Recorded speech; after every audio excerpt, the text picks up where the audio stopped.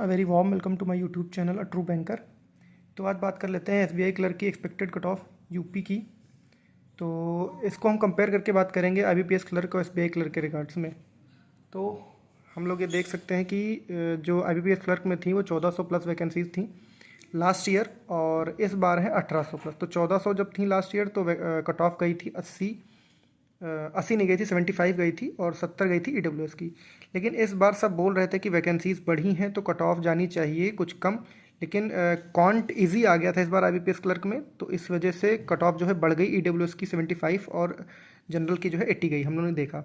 लेकिन बात कर लें कि क्या एसबीआई क्लर्क की भी इतनी ही जाने वाली है, 80 जाने वाली है, तो उस पर फर्दर बात करते हैं कि जो इंग्लिश का लेवल था, हम लोगों ने दोनों एग्ज़ाम दिए और देखा कि इंग्लिश का लेवल जो एसबीआई क्लर्क में था वो काफ़ी कन्फ्यूजिंग था और क्वेश्चन गलत करने की पॉसिबिलिटीज़ बहुत ज़्यादा थी।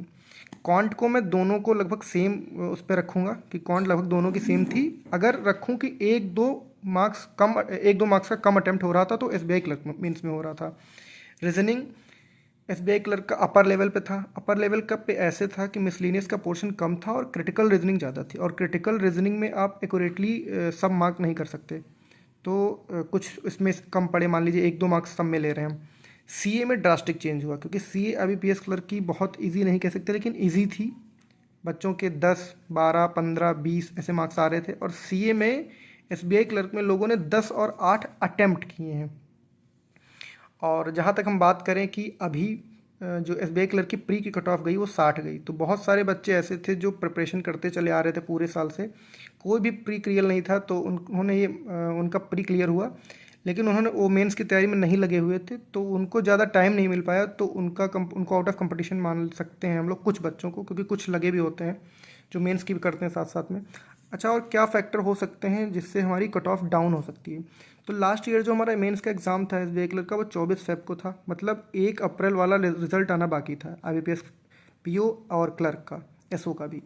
तो उन सारे बच्चों ने भी एग्ज़ाम दिया था जो आईबीपीएस पीओ मेंस इंटरव्यू इन सब में अपेयर थे, मतलब अच्छे बच्चे।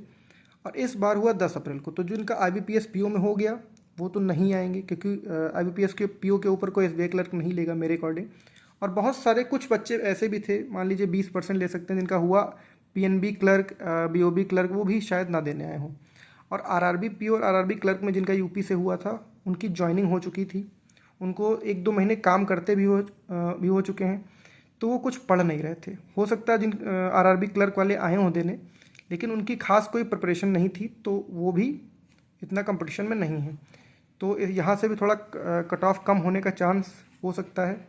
तो बात कर लेते हैं कि क्या कट ऑफ रह सकती है। तो मैं अगर अपनी बात करूं कि मेरे को क्या लग रहा है कि कितनी कट ऑफ जा सकती है, तो हम मान लीजिए 75, 76, 77, ये 3 डिजिट में दे रहा हूँ, नंबर दे रहा हूँ आपको यूआर कैटेगरी के लिए।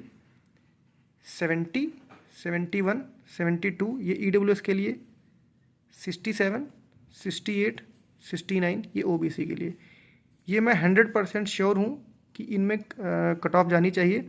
और आप भी ये लेवल का बताइए कि आप दोनों को कंपैरिजन वाइज क्या लेवल लगा था दोनों एग्जाम्स में, और आपके क्या अटेम्प्ट थे, और क्या आप एक्सपेक्ट कर रहे हैं यूपी की कट ऑफ से। किसी और स्टेट का बताएंगे तो मैं वो भी आपको बता दूंगा। प्लीज़ मेरे चैनल को लाइक और सब्सक्राइब कर दें। Thank you.